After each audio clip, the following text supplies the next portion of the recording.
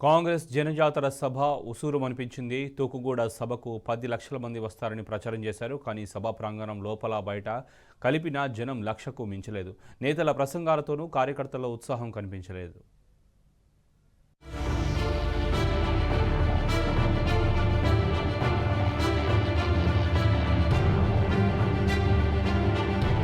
అధికారంలోకి వచ్చి కనీసం 4 నెలలు కూడా పూర్తి కాలేదు.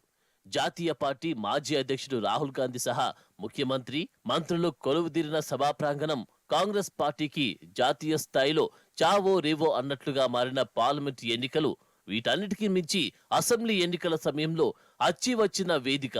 ఇలాంటి కీలక పరిణామాల మధ్య లోక్సభ ఎన్నికల ముంగిట కాంగ్రెస్ పార్టీ చేపట్టిన జనజాతర సభ ఉసూరుమనిపించింది.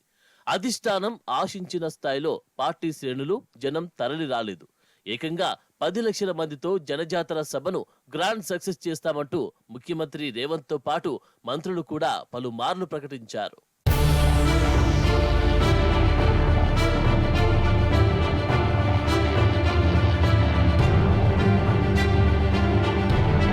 రంగారెడ్డి జిల్లా తుక్కుగూడ జనజాతర బహిరంగ సభ ఆద్యాంతం చప్పగా కనిపించింది. వాస్తవానికి కాంగ్రెస్ నేతలు ముందుగా ప్రకటించినట్లు 10 లక్షలు కాకున్నా కనీసం 5-6 లక్షల మందితో సభ జరుగుతుందని అందరూ అంచనా వేశారు. కానీ వాస్తవ పరిస్థితులు అందుకు పూర్తి భిన్నంగా మారాయి. ఎన్నికలకు కాంగ్రెస్ మేనిఫెస్టోను విడుదల చేసిన ఒక్కరోజు తర్వాత హైదరాబాద్లో తలపెట్టిన ఈ సభను కాంగ్రెస్ అధిష్టానం ప్రతిష్టాత్మకంగా తీసుకుంది. పార్టీ అధికారంలో ఉన్న కర్ణాటకను కాదని హైకమాండ్ హైదరాబాద్ను ఎంచుకున్న నేపథ్యంలో రాష్ట్ర కాంగ్రెస్ సభ ఏర్పాట్లపై భారీ హైప్ క్రియేట్ చేసింది. సభ ఏర్పాట్లను సీఎం, మంత్రులు స్వయంగా పర్యవేక్షించారు. ఈ క్రమంలోనే జనజాతరను ఏకంగా 10 లక్షల మందితో నిర్వహించి అగ్రనేత రాహుల్ను సంతృప్తి పరచాలని అన్ని శక్తులు ఒడ్డారు. కానీ ఎక్కడ తేడాగొట్టిందో గాని ఆశించిన దానిలో కనీసం పట్టుమని 10% జనం రాకపోగా వచ్చిన క్యాడర్లోనూ మునుపటి జోష్ కనిపించలేదనేది విశ్లేషకులు, రాజకీయ పరిశీలకుల నుంచి వెలువడుతున్నాయి.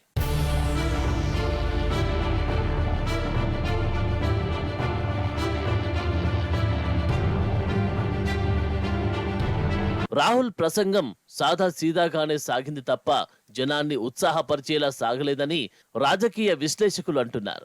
ఆద్యంతం శ్రేణుల్లో నైరాశ్యం వ్యక్తమైందనే అభిప్రాయాలున్నాయి. కాగా సభకు ఆశించిన స్థాయిలో జనం రాకపోవడం, జోష్ కనిపించకపోవడం వెనుక కొన్ని ప్రధాన కారణాలపై ఇప్పుడు చర్చ జరుగుతున్నది. ఇలా బయట లోపల జోడించిన దాదాపు 1 లక్ష వరకు మాత్రమే జనం వచ్చారని అంచనాలు వినిపిస్తున్నాయి.